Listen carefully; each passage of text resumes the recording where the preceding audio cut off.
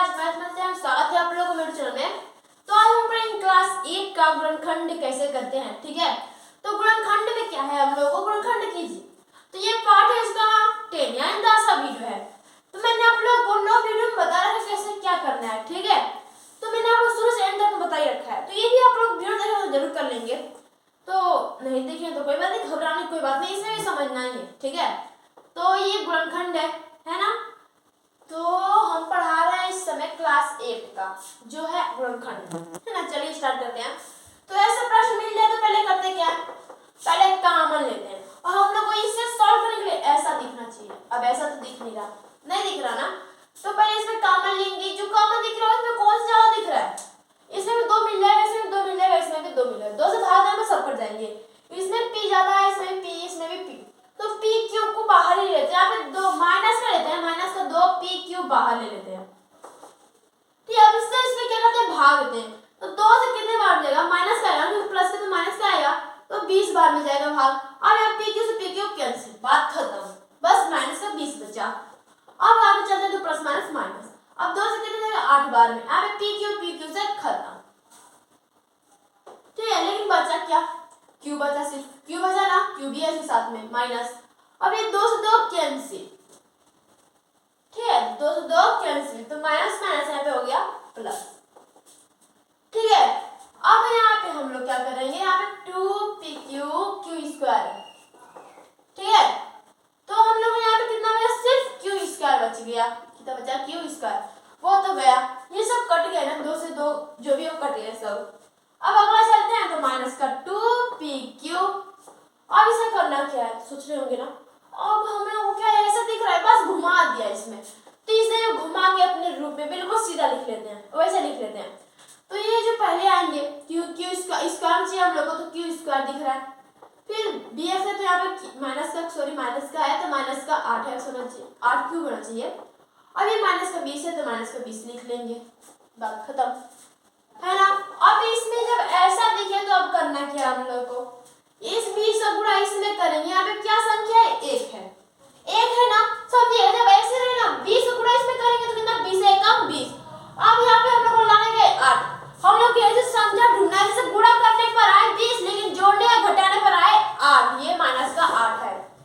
यानी कि समझिएगा यहाँ पे a गुणे b, गुणा करने पर कितना चाहिए 20, और जोड़ने या घटाने पर माइनस का 8 आना चाहिए, जोड़िए या घटाइए। ठीक है, चलिए करते हैं। तो यहाँ पे हम लोग को संख्या ढूंढते हैं, तो किसका पढ़ा में आता है, तो 5 चौके 20, लेकिन 5 4 जोड़ेंगे तो 9 होगा, घटाएंगे तो 1 बचेगा, ये नहीं है। तो अब करेंगे क्या, यहाँ पे 10 दूना भी 20 होता है, 10 दूना 20, और 10 माइनस का 10 प्लस का 2, घटाएंगे तो माइनस का 8, ओ नो, ये तो मिल गया। देखिए माइनस का 10 प्लस का 2, 10 दूना 20 नहीं करने पे आ रहा है, या घटाने पर भी माइनस प्लस माइनस, घटाएंगे तो 8, और बड़ा अंक कौन सा है, 10, उसका कौन सा चिन्ह, माइनस माइनस भी आ गया, मिल गया ना संख्या, बस समझने की बात है। अब यहाँ पे सोच रहे हैं आप क्यू स्क्वायर लिखेंगे, और यहाँ पे इन सब सोच रहे हैं आप लोग, इसे बैठाना का है, तो यहाँ पे बैठाना है, ये माइनस का 10, जो माइनस का 10 है यहाँ पे आएंगे माइनस का 10, ये 8 को नहीं लिखेंगे। अब माइनस का 10 ये क्यूब जो है ना, दोनों को देंगे बराबर बराबर, बिल्कुल एक एक, और यहाँ पे हो जाएगा प्लस, यहाँ पे 2 क्यू हो जाएगा, इनको हमसे नहीं मतलब है ना उनको, ठीक है, तो 20। अब इसी में करना कहता है, कॉमन ले लेता है, ठीक है, तो इन दोनों का भाई साहब तो सोच रहे हैं हमें बाहर ही रखेंगे, लेकिन हाँ बाहर ही रखना पड़ेगा, इनको अंदर तो लेना नहीं है। तो यहाँ पे क्यू है, यहाँ पे स्क्वायर है, तो इसमें कॉमन क्या दिख रहा है, तो मेरे इसमें कॉमन दिख रहा है क्यू दिख रहा है, तो बाहर क्यू कर लेंगे, तो कितना बचेगा हम लोग को, यहाँ पे क्यू बचेगा, और माइनस का 10 सिर्फ ये बचेगा। ठीक है, अब अगला में कॉमन लेंगे, प्लस का 2 कॉमन लेते हैं, तो यहाँ पे क्या बचेगा, सिर्फ क्यू, और प्लस माइनस माइनस, 2 से कितने बार जाएगा, 2 5 2 दहा में 20, 10 बार में जाएगा, ये एक कोष्टक में सेम दिख रहा है ना, तो सिर्फ एक कोष्टक में, यानी माइनस 2 p क्यूब, और ये दोनों एक कोष्टक में आएंगे, क्यू माइनस 10 एक कोष्टक में सिर्फ लिखेंगे, और क्यू प्लस 2 एक कोष्टक में, बस यही करना था। ये है इसका गुणनखंड, बस सिंपल सा है, इसको ऐसे ही करना है। ठीक है, अब इन दोनों को आप चाहे तो बाहर निकाल सकते हैं, फिर आप कॉमन।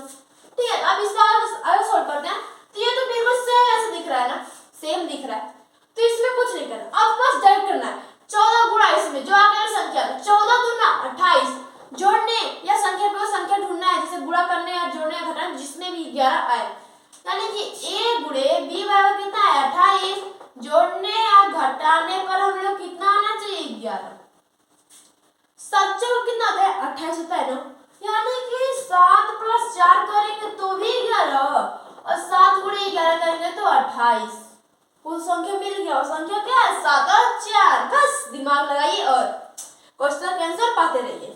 ठीक है, या तो यहाँ पे 2x² प्लस, इनको तो हमसे नाता नहीं है, अब इन दोनों को नाता है, तो 7x प्लस का यहाँ पे कितना गया 4x प्लस का 14।